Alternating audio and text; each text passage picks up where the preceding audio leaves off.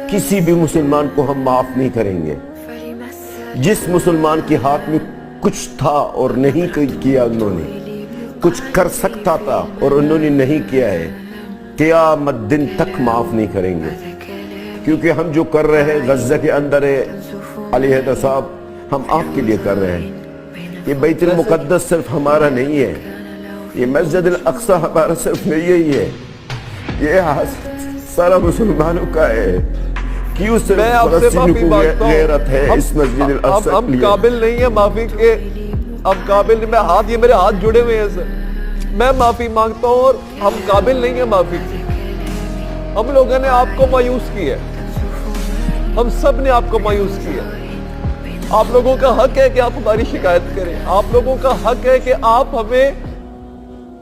हमने आपकी किसी भी उम्मीद पे पूरा नहीं उतरे। हम तो आपको पानी नहीं पिला सके।